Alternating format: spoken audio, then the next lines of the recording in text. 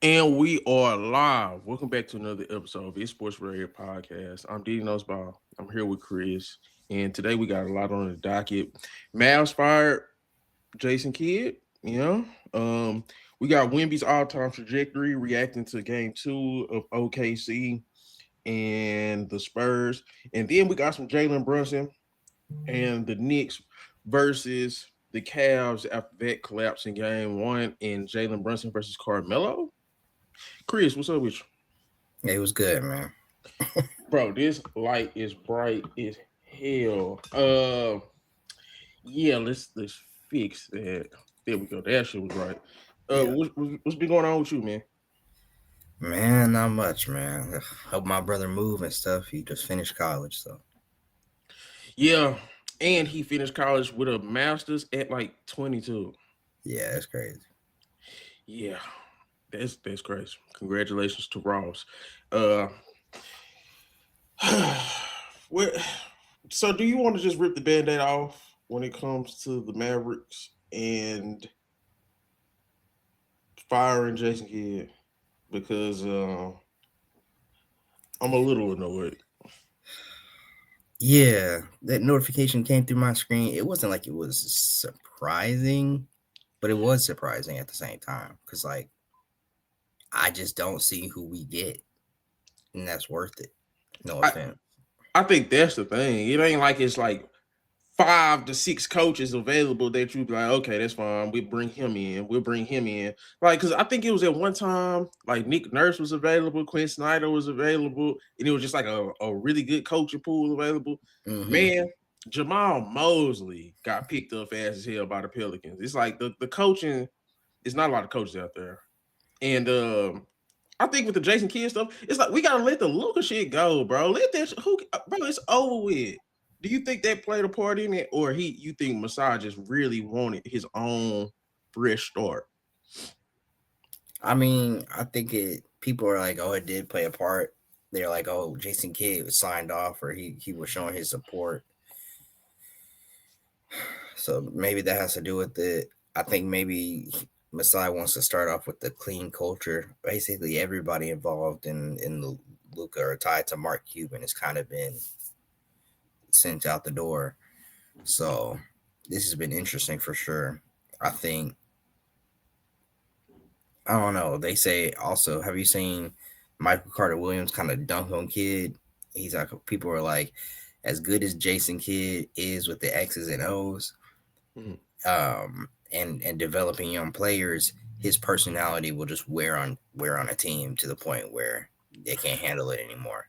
Oh yeah, we've been doing that. Like And then even Michael going back. Carter Williams was like, I've been trying to tell people for 10 years.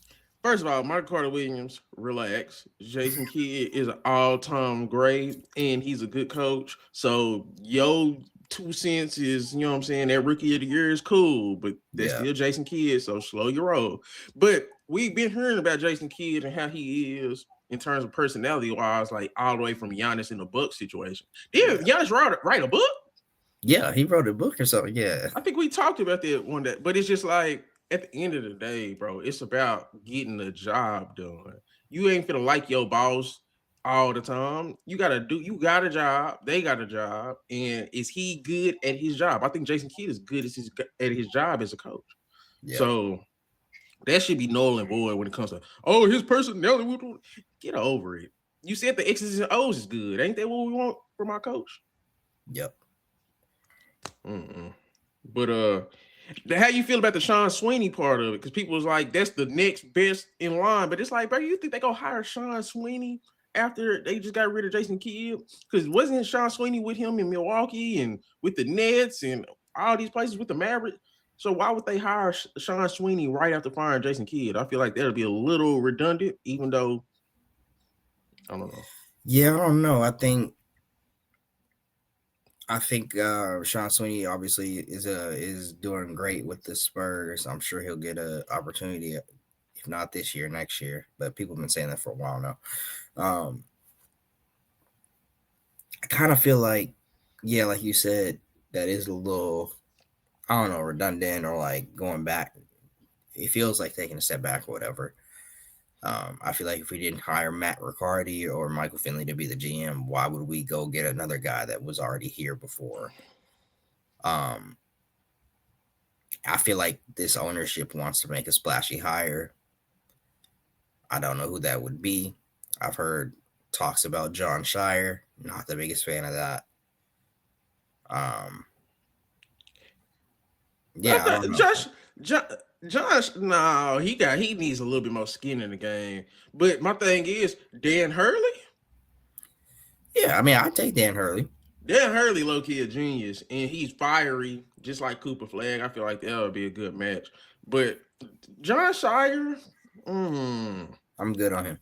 I think John Shire is more of a great college recruiter than just like a great X's and O's coach. He's not bad, Yeah, but damn, I don't even know what college coach I would want outside of Dan Hurley. There's no coaches available. that's what I'm saying. Like, I just don't know. I'm not a huge on Billy Donovan. Oh hell no, that did cross my no, bro. No. Like, obviously, no Doc Rivers. I think he's actually done this time.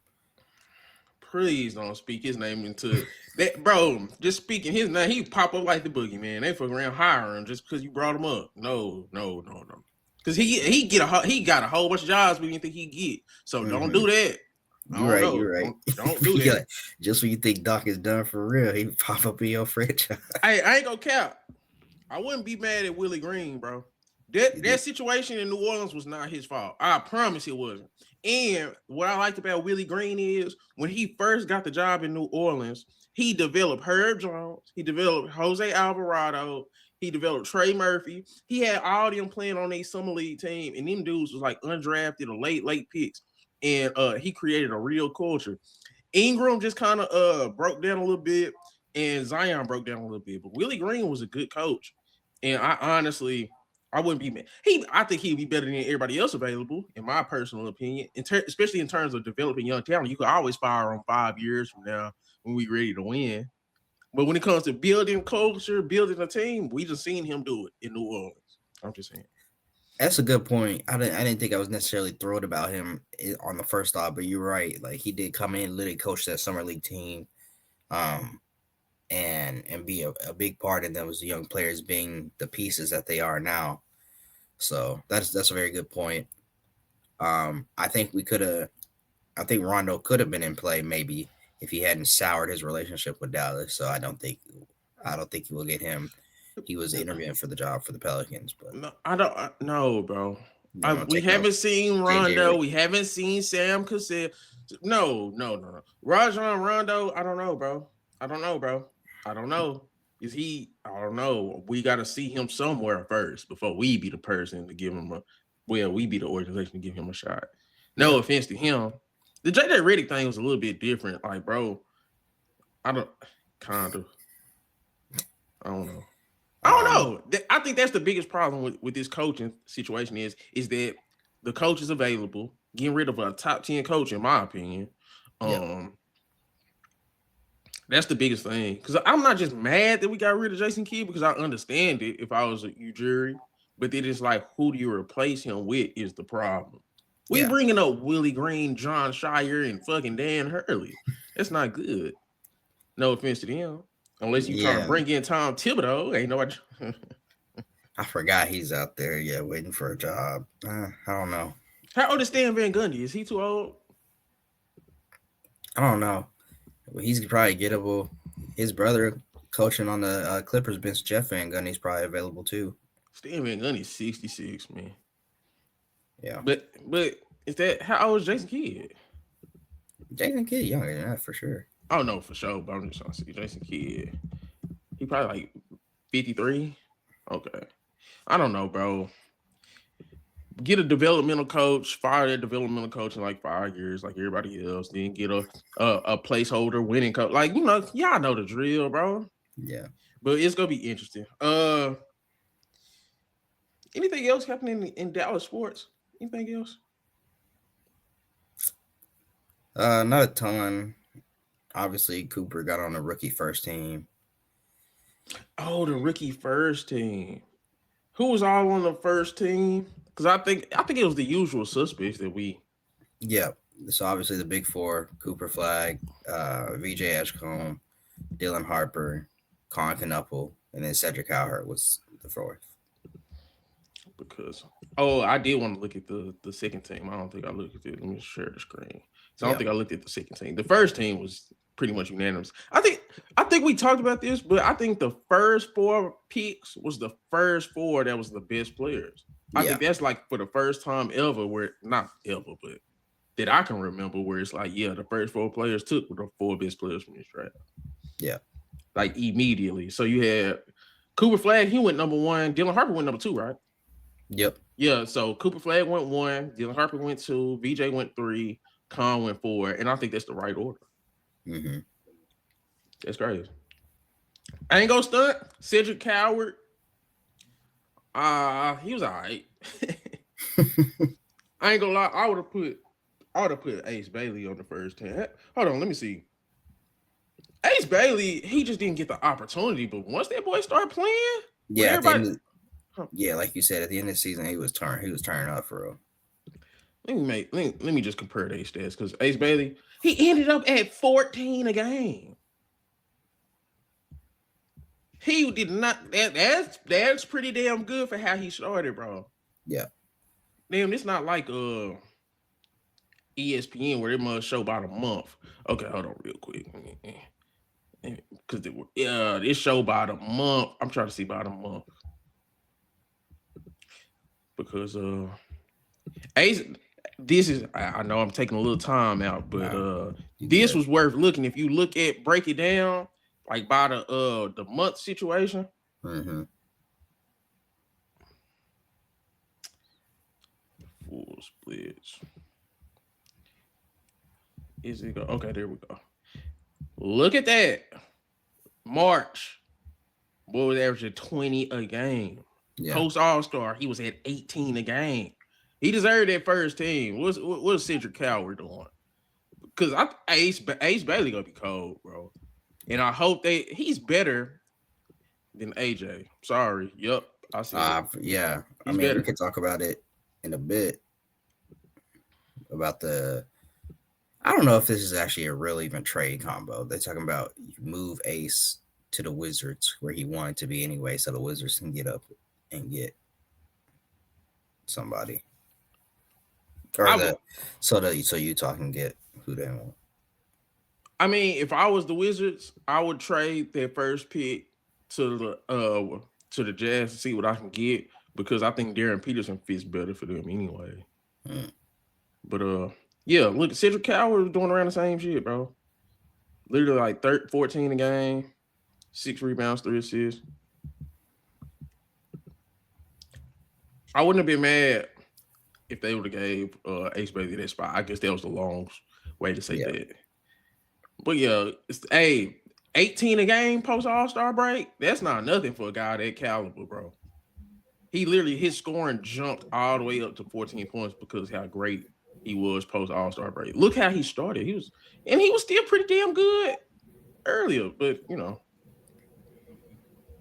well, I guess 45 from the field, 40 from 3 in March, 20 a game. Yeah, no, I'm telling you, towards the end of the season, he was looking very good. But then you could say like that's towards the end of the season, so whatever.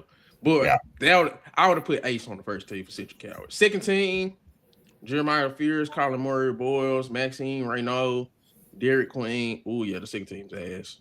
No offense. Jeremiah and Colin Murray Boyles is good. He's good. He's gonna be a good role player. Yep. I like what he was doing in Toronto. I was telling people about Maxime Reynaud. What was his stats real quick? He was good. He could have probably pushed for first team too. No. Okay. Well, 13 a game, 8 rebounds. Okay, that's not nothing for a center too, for sure. And how old is he? Oh, that nigga 24 years old, damn near. Nah, we not doing that. Hit that Westbrook package. Yeah, nah, we not doing that. We not doing that. But yeah, shout out to the rookies, man. Shout out to the rookies. First and second team. I would have put Ace on the first team. That was my only gripe, just because how he ended the season and the caliber of player he was, and just the situation over in Utah. But that's a minor nitpick. You want to get into Spurs OKC game two? Yeah, yeah. Let's do it. This has been a series. I told you this is we've been talking about it all year. This is No, the yeah. actual finals. Do you think, because this was a random thought, do you think they should not do the conferences and just do the eight best teams, and the best team should play the worst team and then go from there, and just not do the conferences? They got private jets now. Yeah, I mean, there's no real argument against it except for that. Oh, we've been doing this forever, and the travel. But even then, some of the travel is bad when you have teams that really should be in the West or should be in the East playing in the West or East. So, um, it kind of I don't see why not, outside of just that it's been tradition or it's been some. It did take a lot getting used to, and people would probably wouldn't like it. But I don't know. Why wouldn't they like it? Because this my thing. Because everybody was talking. I don't know if I sent y'all that post where we were talking about LeBron and who would you pick, like, to start a, like, to for a playoff run? It was like a LeBron, Kobe. Remember I sent that, and then everybody was like, "Man, LeBron, he's a guaranteed finals." And I was just like, "Bro, look at the East compared to the West, like our whole lives." And that's like unfair because you still get into the finals, you get into the finals, but it's Mhm. like it is a power imbalance, and it's been that way for most of our for 20 plus years, bro. So it's like, what, Man, what were you saying? The East was looking better this year, and this year in terms of how the East has been looking. And I still say whoever come out the West is beating whoever come out the East in 5 games, bro. That's what I'm saying. It's like, yeah, the East is better for them. But if they was in the, bro, the Spurs and Thunder both won 60 some games. I mean, also look at the number one picks that are in the East versus the number one picks that are in the West. You got Wemby, Flag, and Yeah. over there you got Cade, Paolo.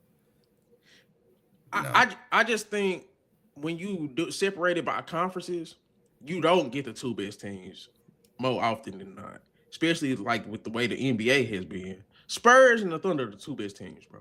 And there's a potential this gonna be like this for the next at least 5 years or so. So the fact that we'll never get them in the biggest stage, like the fact that we gotta settle for them being the Western Conference, this is supposed to be the finals, bro. The finals will be disappointing after this Western Conference final. Like that's just it's damn near guaranteed, Chris. I'm not even I'm tired of playing with people. The Western Conference Finals is the actual finals, and the actual finals will suck. Like I'm just gonna keep it above. Whoever come out the West is gentlemen sweeping whoever come out the East. Just like who did Denver play? the When Heat, they played the Heat, who they play in the Western Conference Finals? the Lakers, I believe. Oh, never mind. They swept them. Never mind. I think it was the Lakers, if I'm wrong.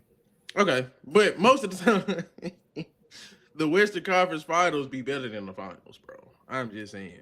Like when it was Houston and Golden State and all that type of situation, bro. The Western Conference Finals more often than not be better than the actual finals, and it's like I think we just deserve to get the two best teams, regardless of conference, in the finals. I think that just I don't know. That's just me. Okay, Yeah, is it time to put J Dub on the injury prone list? I mean, kinda. I don't know. They had gave him plenty of time to rest. It's getting ridiculous. And Yeah, it's like, bro, he damn near 25 at this point. He came in late. Like injuries don't get better.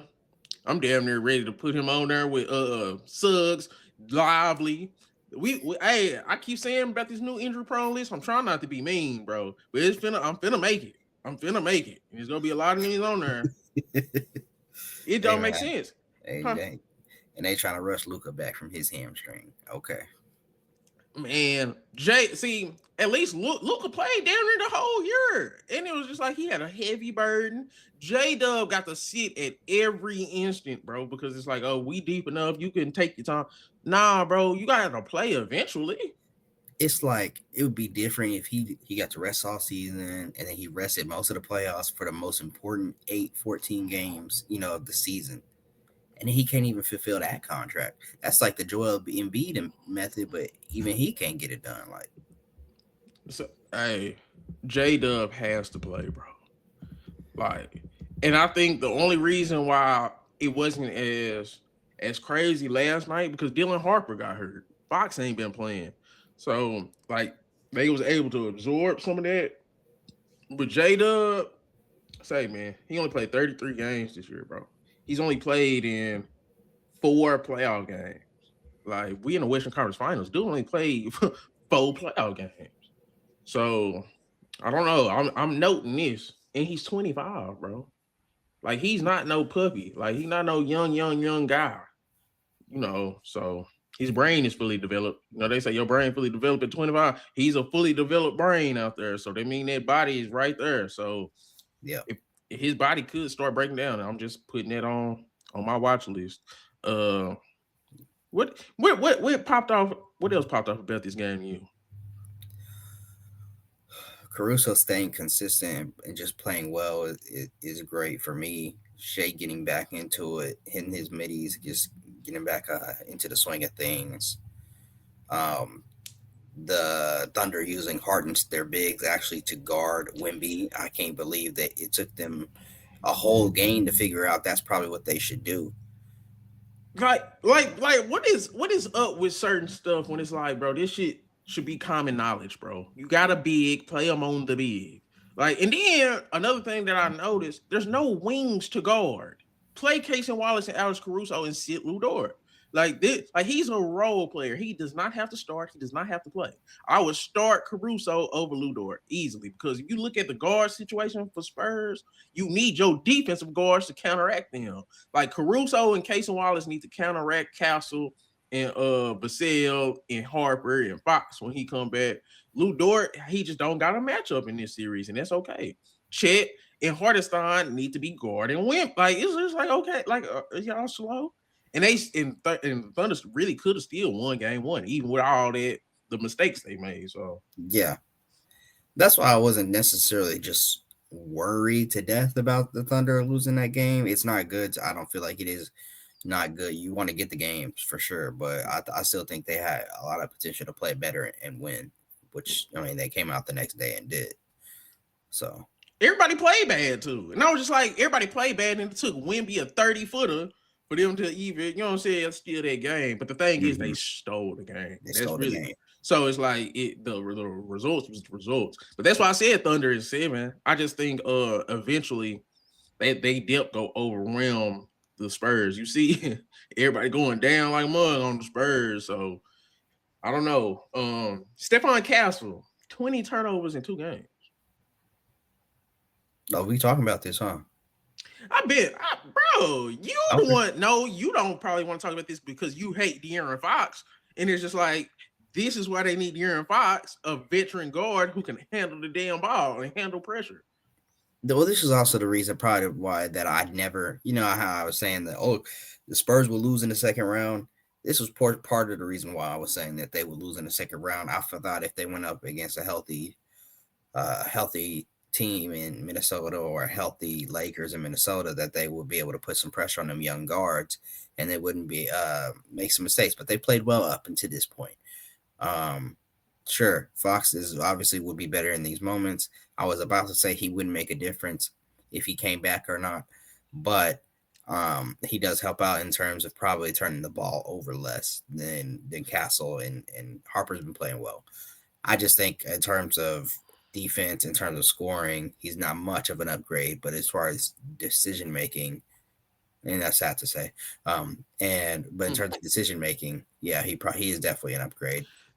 The thing about Castle is that you gotta understand is going all the way back to college, he hasn't had the ball in his hands overwhelming amount. You see what I'm saying? He's always been like a defensive Swiss Army knife, great energy guy. Like he could play point guard, but he hasn't really played it at a high level since high school. So Yeah. he's kind of been just like a chess piece. So when De'Aaron Fox is there, he gets to actually just do all the stuff that makes him great. Even Mitch Johnson came out and was like, yeah, we got to get him some help. He got to make better reads. And it's just like, bro, you don't underestimate a veteran point guard, Chris. And you did that this whole man. What? I'm like, bro, just slow down. And Fox Fox is necessary, bro. 20 turnovers in 2 games. That's crazy. They could have kept Chris Paul if they just needed somebody to facilitate a little bit. And then you getting so disrespectful. Where's I'm trying to think of what Fox is even, because this is kind of like a down postseason for him. Even though he ain't been a lot of postseason, but he's at 19-6, and he's only averaging 2 turnovers. So I mean, that's missed. Stephon Castle has been so sloppy with the ball. And against OKC, that's what you can't do. That's one of the better turnover teams I'd have ever seen. Bro, Casey Wallace and Alex Caruso, oh my goodness. Even AJ Mitchell and Jared like, bro, they just play the passing lane so well. Yeah. But Stephon Castle, yeah, that boy averaging 4 turnovers. So yeah, De'Aaron Fox is missed. So yeah, eat on that. And well, I mean, it's fine if he's missed a little bit, but you can't say that when the guy that's replacing him with ball handling duties has 20 turnovers in 2 games. He had 11 and 9. He's scoring a lot too. So and he's giving the points right back. Fox will probably give you about 8 points.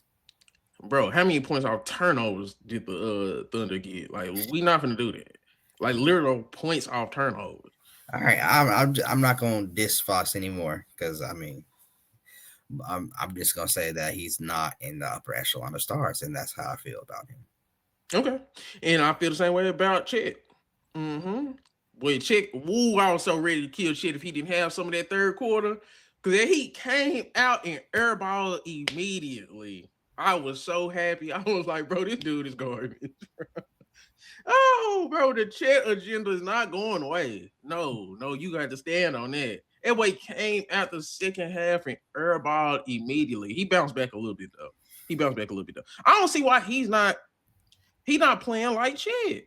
Like Chet, you gotta go at Wemby. Maybe he done beat Wemby ass too much in terms of just team success. I honestly think that could be a thing. Like he don't look at it like Wemby looking at it. But bro, maybe you should start looking at it how Wemby looking at it, is what I'm saying. Yeah. Because Chet has been the winner. Even though, like, when it comes to like individual success, he's Wemby. But team success, Chet kind of like, man, I don't really got a rivalry against this dude. He don't win. But in the NBA on the primetime stage, most people don't even know that. So it's like he kind of on your ass in public. So you gotta kind of adjust. Even though you done won a championship last year, you done been beating him in Team USA. This year, you gotta take it a little more personal, Chet. Even though now I'm kind of understanding, like, it's kind of like it's a one-sided thing in terms of team success, but still, yeah. Yeah, I agree. I think Chet need to play a little better.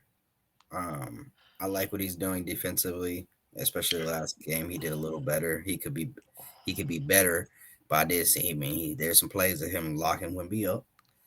I seen that. And he still is great defending the rim, and he can still impact guards on the perimeter as well. I think he's still an A+ defender. I think offensively he needs to be more aggressive. There's too many times where I see him catch the ball even at the top of the key or on the perimeter, and he doesn't even look towards the basket. Yeah. He feels like sometimes it feels like he can only catch the ball on the perimeter if it's for a catch and shoot shot, which like. I think he's better. He has the ability to do more than just catch and shoot on the perimeter. He gotta be more aggressive. It's that Evan Mobley shit, bro. Like, quit turning it on and off. Like, have it always on, man. And it's just like, bro, because Chet is skilled. And it's just like, you just don't want to be the topic of discussion every time you play Wemby, because y'all might have to keep playing them for years to come. So it's just like, bro, just get it out the way now. Because I ain't gonna stunt. Frame-wise, Wemby's left Chet behind. Numbers-wise, he's left Chet behind. And now from the eye test, it looks like he's leaving Chet behind. And it's just like, you know how the NBA works when it comes to narratives. You have to be cognizant of that. Like, that's a real thing. Like, you gonna be forever tied to this dude. So you might as well literally, even if he on your ass, you might as well literally try to take on the matchup, take it seriously, and bring the fire. Because Wemby damn near bullying him. Like, Wemby be talking and be clap. You seen the compilation of him clapping after Chet missing free throws? Yeah, he annoying, man. All the sound bites, but I'm seeing you as a Chet fan, where is you when it comes to calling him out just in terms of, bro, this nigga on your ass, bro? That's all I'm saying. That's all I'm saying. Yeah, I mean, I agree with you. I think Chet, because I know what he's capable of, I think he can play better. And I do agree with you as far as his frame, even though he had a year off his rookie season to kind of, and he could be on his feet, but he could lift and stuff like that. He just has not bulked up the way Wemby is bulked up. You can like literally see a progression of Wemby just getting bigger. Um, Chet hasn't got there all the way. Um, and then yeah, in terms of being a dominant force, Chet has his flashes, but Wemby more consistently now has been dominant. I think when it was definitely a lot closer their rookie seasons, their even sophomore season, whatever. But Wemby has been widening that gap. Yeah. Uh, Do I think that Chet cares about that narrative? Maybe not. Do I think he is like that's on the top of his mind all the time? Probably not. But I think it is like in terms of what he wants. Do you want to be just a key contributor to the piece, or do you want to be one of the best players in the league, like you said, coming into the league? That you do have to kind of go toe to toe with this dude because you are linked. yep. And yeah, that's just what it come down to. Do you think Dylan? Oh, I think Dylan Harper is the most interesting guard prospect I've seen in a minute because it's like, bro, I think I said this the last time we talked about like the rookies. I'm like, bro, if he could have his own team and he could be from a rookie, I think he could have been 25-5. Like I thought he could have had a Tyreek Evans level year in terms of, man, that boy as a guard looking like one of them ones. I think Dylan Harper's been amazing. I think he only played like 16 minutes. He still had like 15 points. No, let me make sure. I'm just saying numbers. He had 12 points before he went out in the 25 minutes. So I think he's been better. I think he has a higher ceiling than Castle just in terms of like actual point guard play. And I think he's already a top 10 guard finisher already. That's what I was gonna say. Yeah, I agree. He at the rim, he's very creative and efficient at getting to the rim and then finishing. Amazing layup package.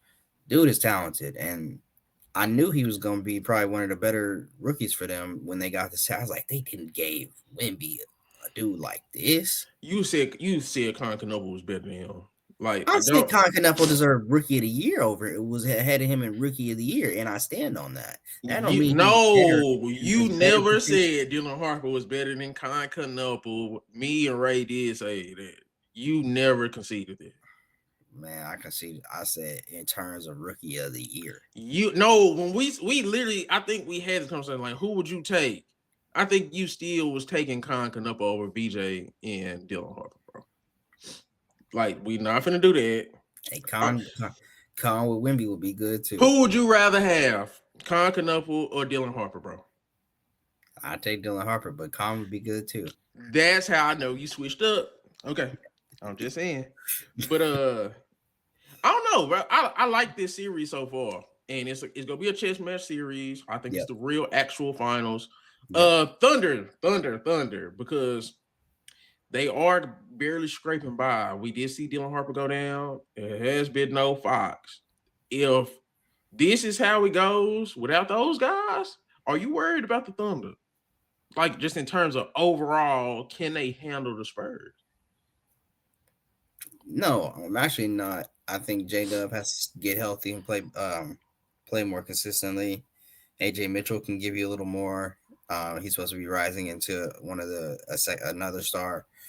Of course, Chet can do more offensively, and then Shea needs to play at an MVP level almost at you have to. You can't give me 24-point games. Yeah. Did you say, bro? He's been terrible on fast breaks. Yes, you been paying attention to it? No, I've noticed that. There's multiple times where he's running and he just. I'm like, bro, if you don't slow down or do some more or take it out at least, but you giving away points by just trying to force something up like that. Trying to force it. I'm like, bro, because game 1 he did it twice. Then game 2 he did it. He had J-Dub on it. He just pass it to J-Dub. Yeah. Bro. And it kind of made me mad because Jared McCain had a 2-on-1 fast break, and that turned into a lob to J Dub. And it's just like, you too good for that. So I am noticing like he's just trying to get his points. If he think he can get some quick, good, easy points because they're making it so hard on him. And it's just like, bro, you can't be like that, bro. You have to be the best player in this series in terms of play and decision making. His fast break game been horrible through 2 games. Like, no, I agree with you on that. I noticed that for sure. It's popping off the screen like that. That's ridiculous. Do you think they'll make a major move if they do lose this series to the Spurs?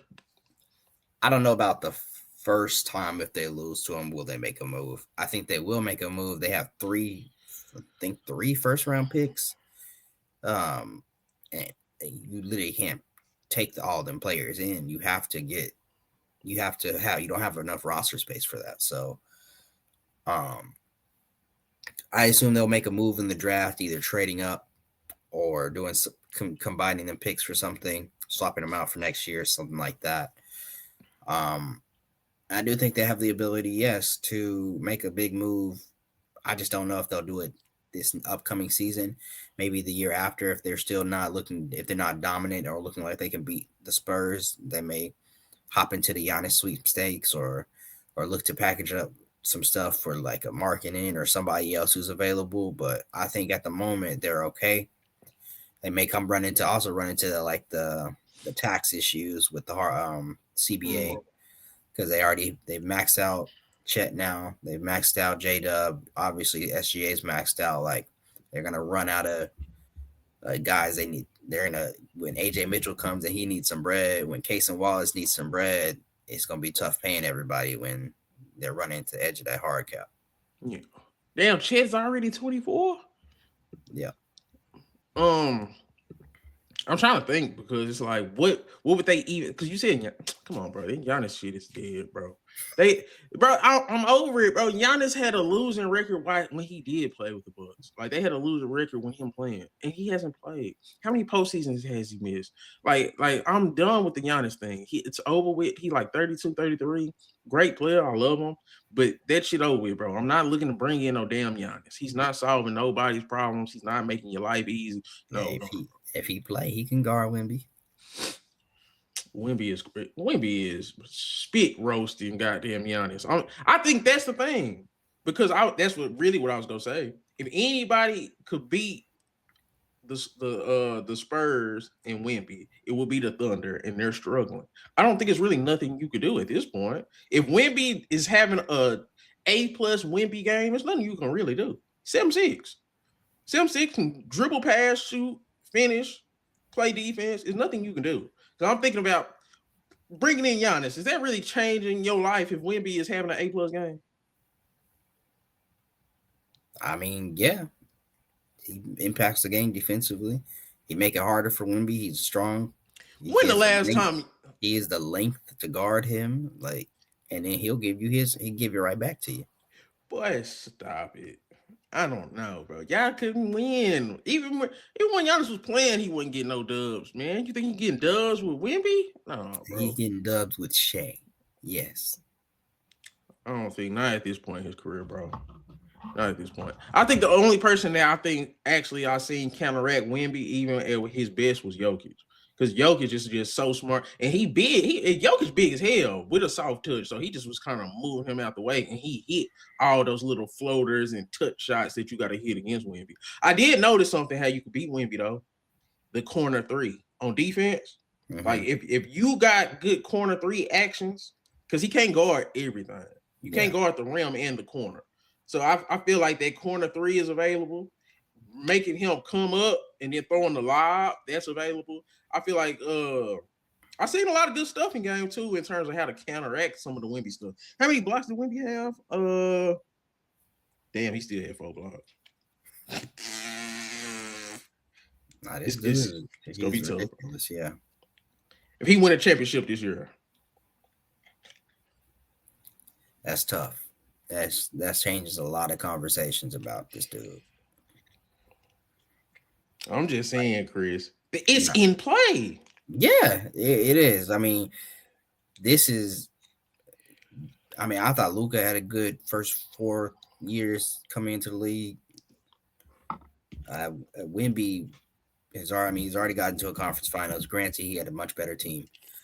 Um, Go ahead. Go Nothing. ahead. Go ahead. Go ahead. Go ahead. Um, Go they off. literally rested him all them games beforehand so he could get this team.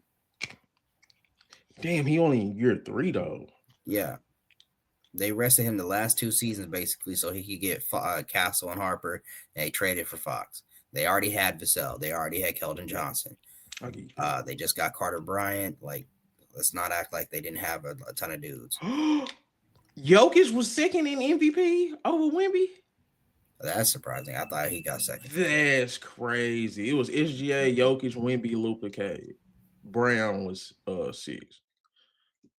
That's crazy.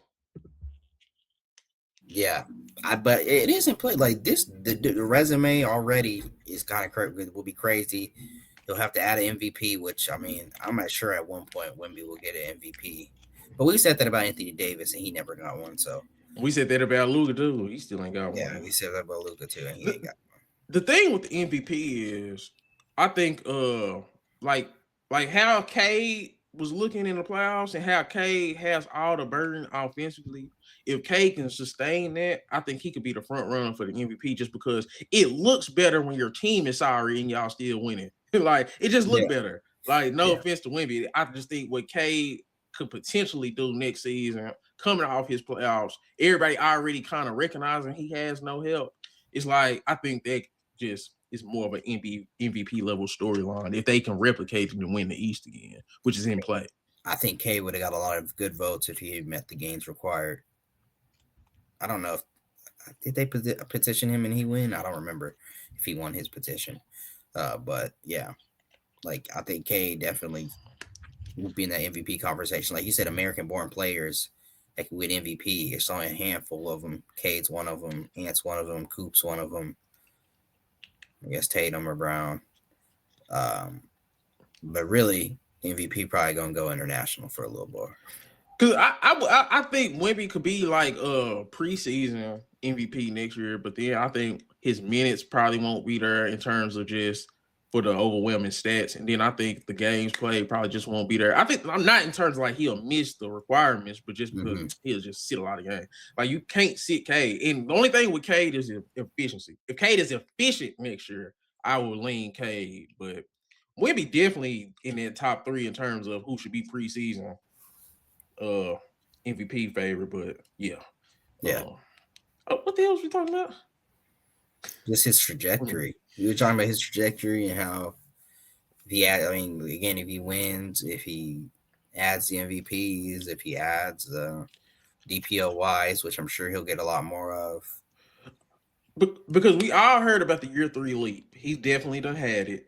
But if you get a championship in your year 3 leap, boy, that's good. They say, boy, that's out the mud. It's gonna get to the point where now, because that's such a great springboard for his career because it's not gonna last as long as LeBron. I'm just gonna keep it a buck. He's not gonna last as long as LeBron. He's like 7'6". They don't last that long unless you Kareem Abdul-Jabbar, and that shit still kind of tapered off towards the end.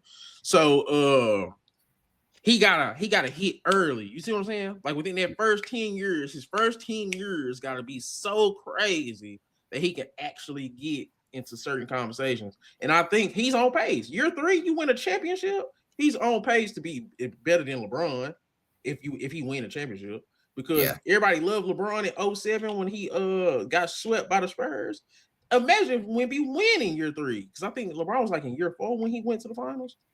So I think that was year 4. Let me make sure. I think it was year 4. They're the same age though. Yeah, but then one might win the chip and the other one got swept in the chip. No offense, because you could say, well, of course, Wemby team is better, but tough titty. Like I be tired. I just hate that. Like oh well, bro. Like oh well, bro.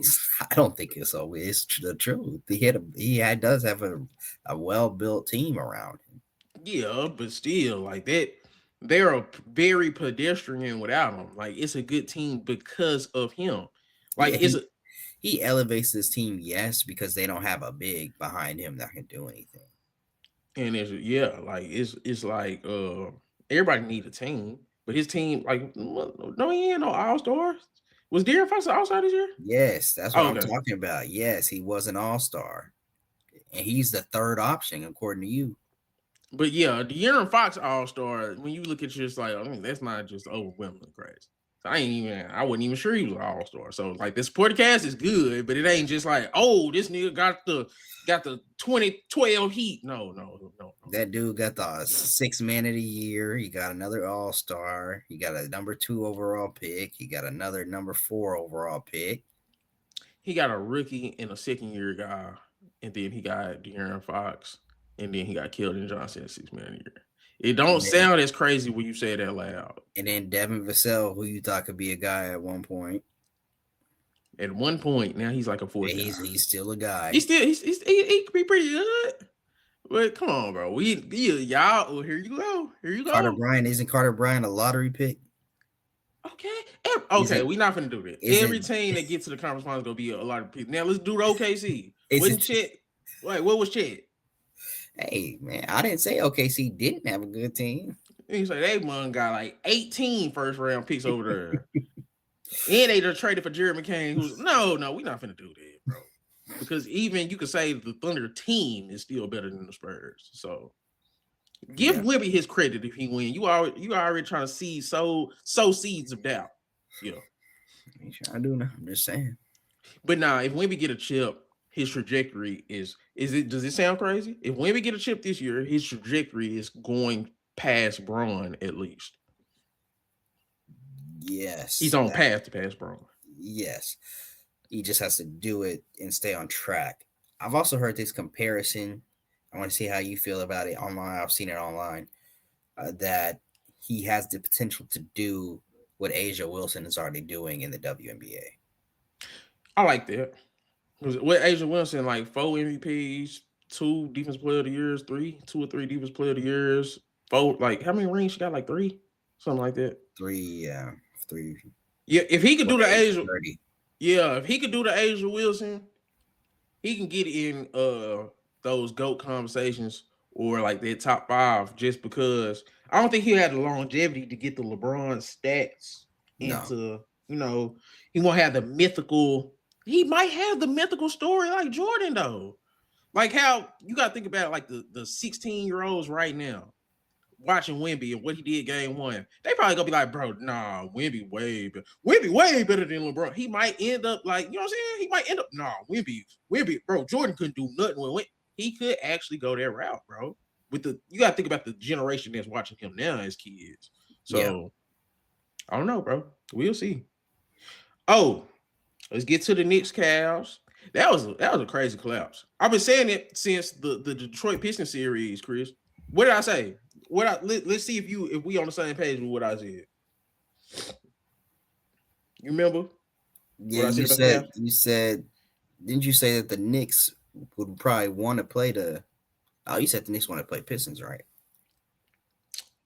No, I said did I say all I remember was like the Jalen Brunson would have no problem against the Cavs. Yeah. You said he wouldn't have a problem. I just think the Cavs are too casual. I've been saying it since like the Pistons series. I'm like, they talented. The Cavs are more talented than the Knicks. We seen it. It's a 22 with 7 minutes left. Yeah. The thing is they play too casual. That's really what I've been saying. Maybe I was just like, I said, I didn't even want them to beat the Pistons because at least the Pistons would play harder.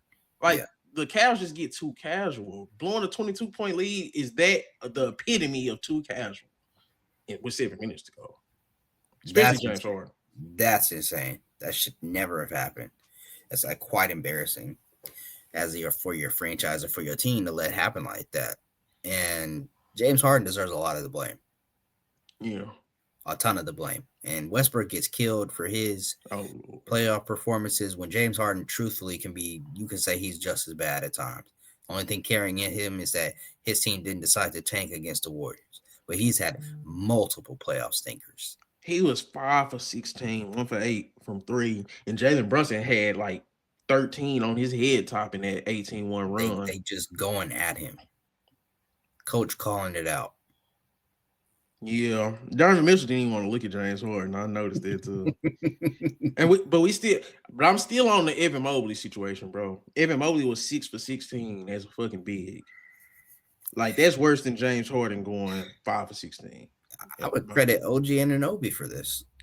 I don't give a damn. You 7'1". OG still like 6'8", bro. Shoot over him. Be more physical. I know OG is a great wing defender, but he's not a wing. Evan Mobley is a big. You have to play big, bro. He's a good big defender too. I don't give a damn. You not tall enough. You Evan Mobley. Evan Mobley got the agility. Evan Mobley got the height, the wingspan. No, you got the athleticism. You bro, shoot over the top of him. I don't give a damn, bro. Find a way to be efficient and help your team. You have the height advantage. You have the height advantage. There's nothing more to be said. Like that OG, OG, man, that would be good if he clamping Donovan Mitchell. It was like, okay, he clamping Donovan Mitchell. Donovan Mitchell can't do nothing. No, if Mobley, you 7'1", bro. No, you 7'1". No, Chris, we gotta stop that, bro. Bro, all right. He's a good defender. I don't know what to say. What did Wemby do when they was trying to put them niggas that wasn't tall enough on him in game 1? Them dudes were shorter than OG. J-Dub got like a 7'4" wingspan. J-Dub was like 6'6" with a 7'4" wingspan. OG ain't got no 7'4" wingspan or no shit like that. Hey man, you just best and J-Dub just as big.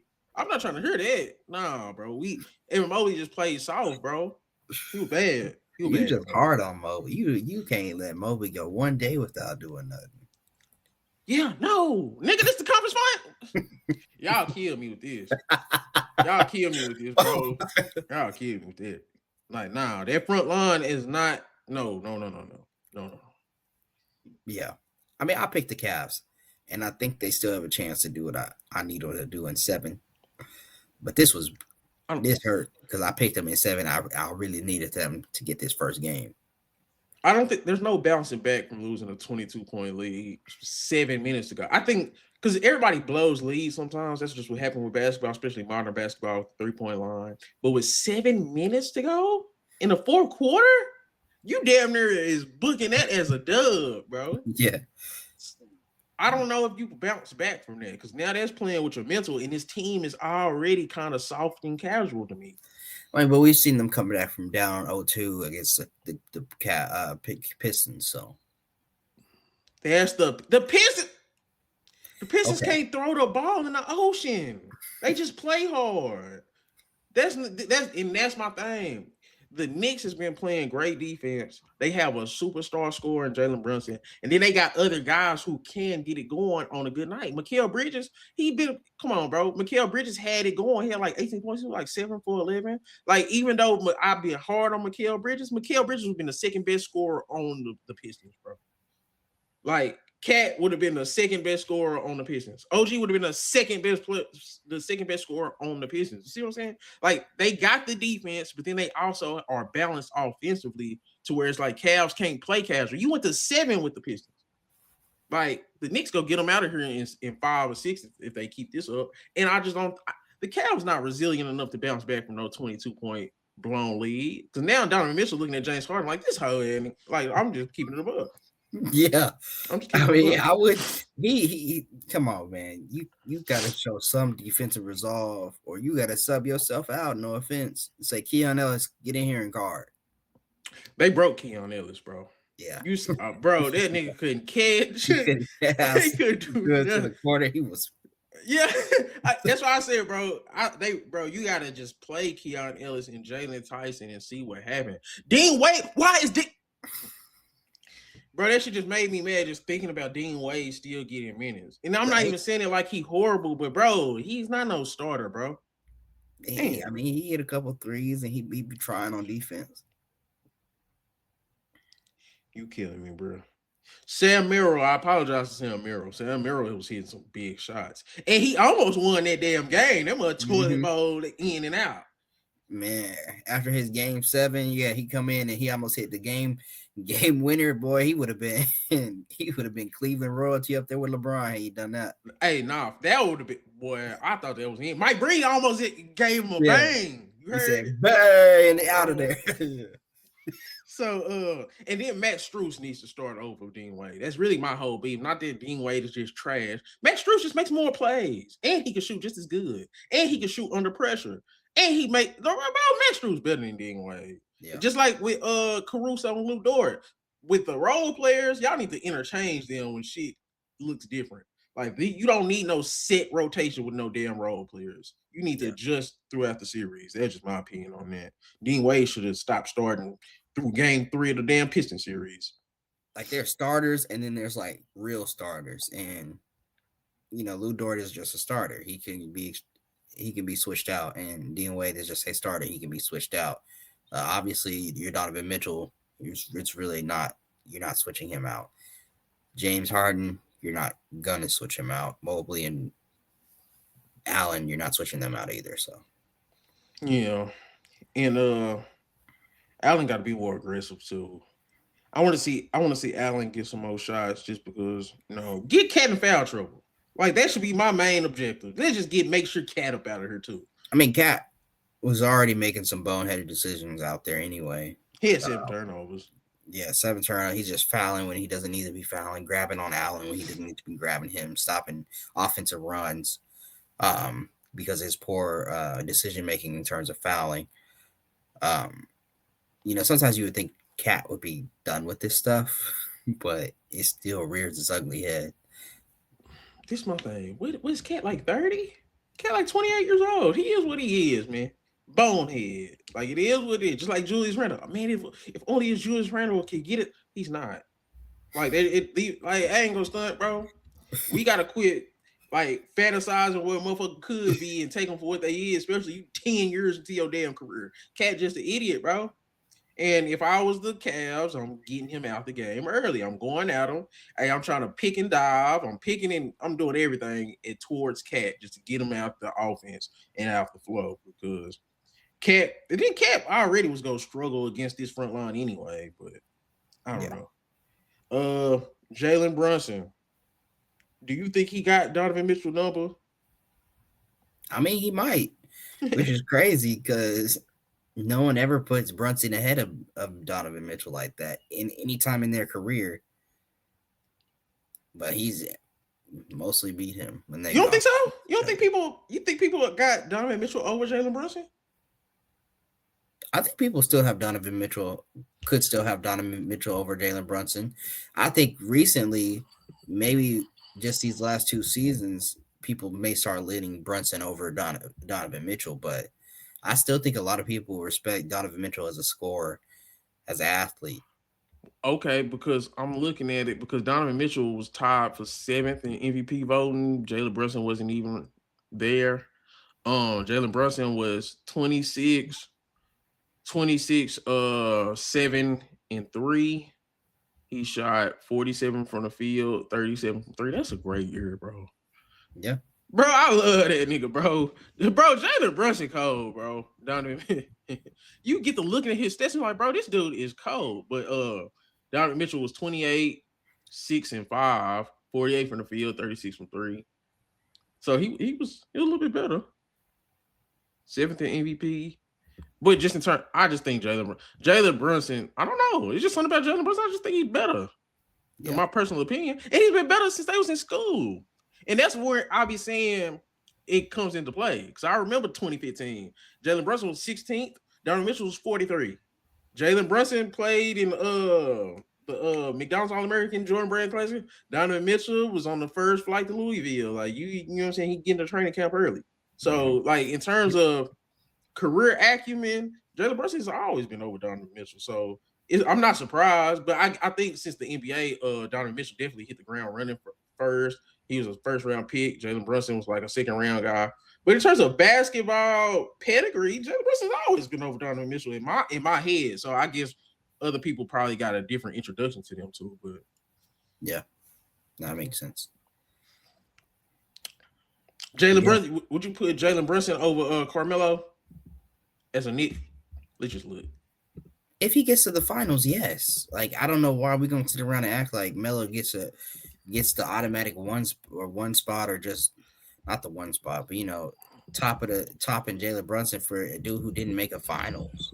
No, he didn't. He didn't underachieve. That Knicks team was terrible. Jalen Brunson's teams has been better than Carmelo's. See now it matters about the team around. Yeah, we not finna do that because overall, arching as a player, Carmelo's still better than Jalen Brunson.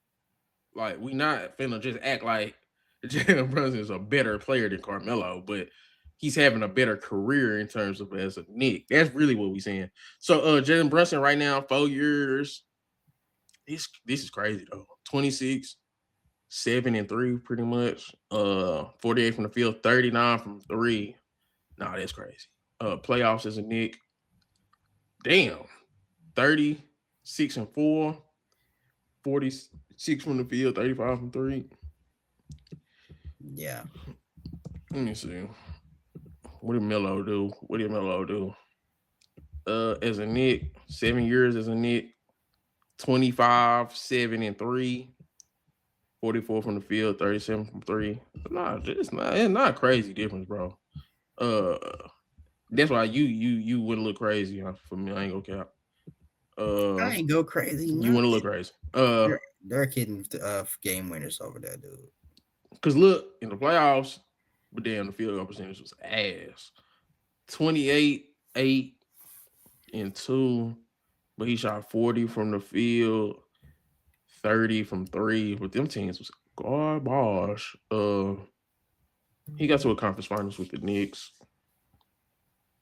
He averaged 30 that run. We shot 41%, 30% from 3. I mean, yeah. If you was just strictly looking at it from a Knick perspective, yeah. Yeah. Them shooting percentages is terrible. Sorry, Melo, I tried. I think it's pretty easily Brunson in. Because Brunson been like how many conference finals? 2? This is second one? Second one. And yeah. I think it's just Brunson came and turned this team around. The way Brunson came in and turned this team around, and you didn't expect it to be him who became the star and turned it around. You thought he was going to be a piece to bring in a star. You thought. I was telling y'all. What was I saying about bro? Come on, bro. Don't do that. Bro, I'm like, bro, no, bro. Because this is the thing about the Brunson situation that it grinds my gears when it comes to basketball. He had the pedigree already.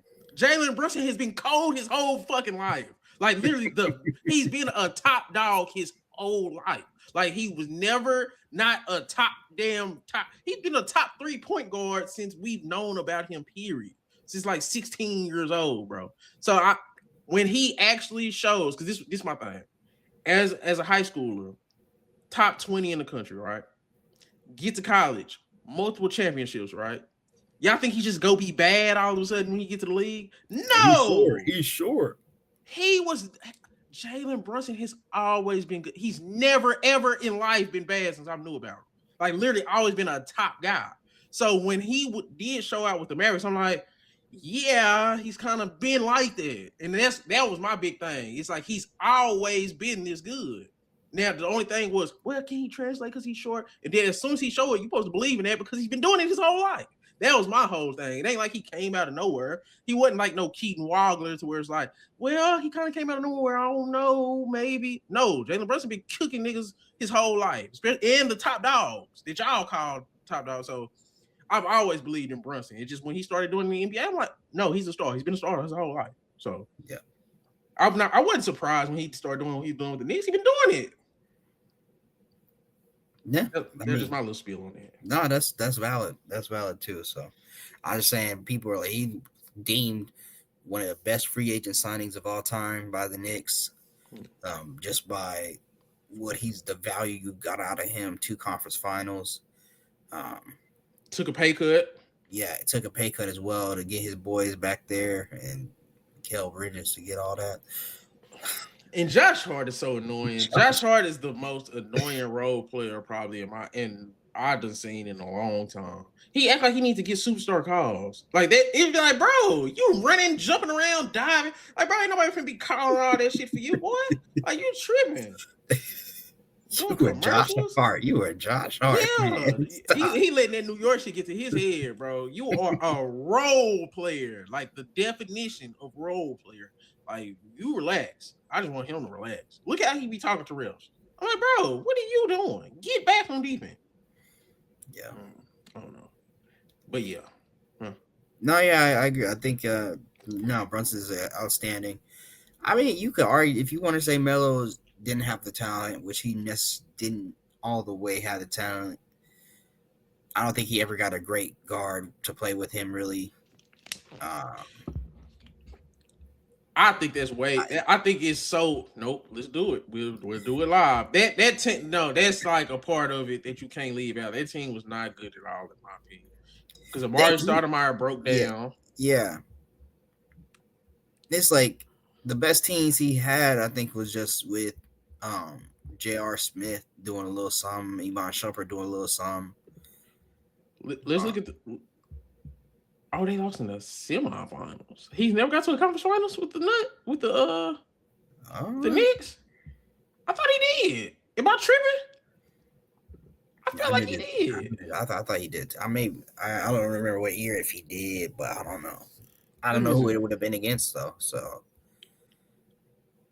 because I know he went to a conference finals with Denver. Of course, yeah. He never did then. He did, yeah. So was the semis against the Pacers? Okay, so it's not even a question then. You know, I ain't even get to a conference finals. But let's look at this. Look at this roster though. Oh man, J.R. Smith, Raymond Felton. Nope, I can't overdo it. He did have Tyson Chandler, Chris Copeland. Yeah, no. It's just like, yeah, this team was paying a lot of guys that shouldn't have been getting paid. Bro, look at this in the playoffs. This nigga had Jason. Oh, Jason Kidd was damn near 40. Yeah, no. But he not been in Brunson, but I can feel for him, his team just being garbage. What's name didn't even play. Amari did. He played 4 play against 4 points. Yeah. Amari's so broke. Pablo Prigioni. Knees were so gone. Yeah. 30-year-old Amari. Nah, I feel bad for Melo, bro. So that I even look past some of the percentages. This team is terrible. Like that's terrible. You can't compare the teams. Golly, that's even worse than I remember. But yeah, it's still not a conversation. Brunson definitely he coming for Patrick Ewing. In all honesty, he could be. He has to win. He has to win. He has to win. He has to get to multiple. He has to win. No one's gonna. Patrick Ewing went to 1 finals. We gotta relax. Man, but no one's gonna give that to Brunson over the dude who was basically the face of the Knicks. Who got to 1 finals? If Brunson gets to 1 finals in like half the time, don't do that. We not finna be fake. Everybody respect the legends. We respect Pat Ewing. But that 1 final, as soon as Brunson get their 1 finals appearance, he right there with him, at least. All right. Anything else we had to talk about? Oh, game 2. Halliburton done pass Reggie Miller? Are he on the same level as Reggie Miller? Halliburton ain't putting up close to what Reggie Miller was putting up just in terms of overall production, though, bro. That's just a different little thing, though. You don't think it's different between Halliburton and Reggie Miller versus Ewing and Brunson? That's a different thing, bro. Nah, man, we'll do it. You are okay, right. Okay. I disagree with you. I'm just saying. Like Halliburton, he's on that trajectory to pass Reggie Miller for sure, though. Yeah, but it's weird. I don't know. But Brunson and Ewing is way more of a conversation right now than Halliburton and Reggie Miller. Ray, you watch this. Let us know if I'm crazy for saying that. Man. But what else? What else do we have? Oh, game 2. Mm-hmm. Predictions for game 2: Knicks versus Cavs. I honestly think Cavs. I think Cavs actually dropped this. I was gonna say they're gonna win. I think they drop it, and they got to go back and win 2 in a row, which now is not looking good for them to be able to do. So, I think this is kind of a must-win game for the Cavs because I don't think they can win 2 in a row at home against the Knicks down 0-2. Um, but I do think the Knicks this year have been pretty good at putting teams away when they're trying to fight back, like the Sixers. Sixers fought back that one game too, and then it was kind of over after that. But Chris, you too nice. Cavs on blowout watch this game. Knicks fucking around, run their ass out the building, bro. dang, Yeah, yeah. That's what I'm watching for. Cause my thing is, because the Cavs just now getting put together. Donovan Mitchell, James Harden. Knicks been together for a while. They got more continuity. Like, if it goes sour for the Cavs, it can go real sour because we all know how James Harden is, and that could be a chemistry killer. That type of performance in Game 1, that type of collapse in Game 1. Like, I wouldn't be surprised if there's no coming back for this. I wouldn't be surprised if this turns into a gentleman's sweep or an actual sweep. Me man, personally. they got to put that behind them. But that's what I'm saying. This team's already casual and they don't give maximum effort all the time. Yeah, like, you know what I'm saying? Do I trust them to put this behind them? It's a casual, soft team, bro. They more talented than the Knicks, but that casualness that they play with, this can get ugly, bro. I ain't gonna stunt. The Knicks, they winning by double digits tonight. I'm just gonna keep it a buck. I'm tired of being nice, tired of being friendly. Just the trajectory and yeah, yeah. That's my All right, prediction. all right. Okay. I still think it's going to be a close one. I think Donovan Mitchell can basically get whatever he wants on offense. Yeah, I believe that too, but so can Jalen Brunson. Not if they lock down. Not if they Who's gonna lock him down? Name one point of attack defender that you trust on Cleveland. Keon Ellis before they benched him. Man, that boy played 5 minutes, man. Literally. Like, no, he literally played 5 minutes. I know. Yeah, they benched him. So, yeah, Brunson probably go for 40 tonight. I'm being so serious. Now, I mean, Mitchell might go for 30, but I think, Brunson gonna cook these dudes, man. Harden has to step up and look Ooh, somewhat he's like gotta stop it. He's not stepping up, bro. He really didn't even want to play in the conference final. His season really went too long. I've never seen. No, he did. He didn't want to play. He didn't really go, bro. That dude kind of was looking mad because he was trying to taint that. Yeah, he ready to go, bro. He looked at Sam Merrill like, "What you doing, man? You messing up my plan." Real talk. Go back to Game 7 against man. That ain't ready to go home, bro. He getting older. His knee probably hurting, bro. James Harden ain't. Bro, he ain't trying to go to no finals for sure. It's sad. It's kind of sad though. It's kind of sad. But I've never seen a dude get multiple opportunities and chances like he does. Because he's still a great floor general. He's still making great passes, and he's still an overall productive point guard, even when he's not scoring. Because I'm trying to think. Yeah, let me make sure. But I feel like he still had a solid point guard game. No, he only had 3 assists and 6 turnovers. Never mind, 5 fouls too. James Harden was garbage. He was even worse than I remember. Never mind. James Harden out on this shit. He ready to go. James Harden, that shit, that new team, smell that shit don't wear off of him. He ready to go home, bro. He finna go click up with little baby. It's gonna be summertime. That nigga James Harden really ready to go, bro. And he need to figure this out. Realistically, this is probably one of his last chance to get into a finals. He don't, bro. If people got quit, man, he don't give a damn. James Harden don't care about that. Boy pulled up with that Bentley, that custom. Man, he don't give a damn about. Oh, he got to get to a finals. James Harden don't give a damn, bro. As long as that check clear, they don't even care about that, bro. But anything else, we get up out of here. I don't think so. That's mostly it for me. Okay. Yeah.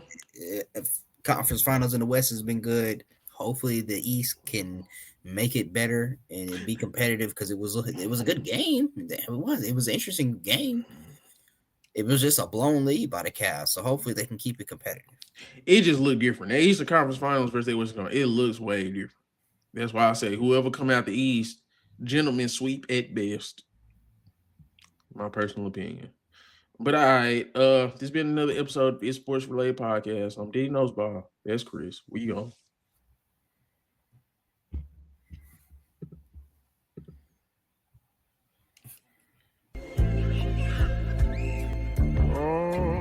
Found some shit I love to do, so I can look comfortable. Searching for a peace of mind, need that when it's time to rhyme. Perfect in every line, any chance I get, and I know it takes time, but I will never quit.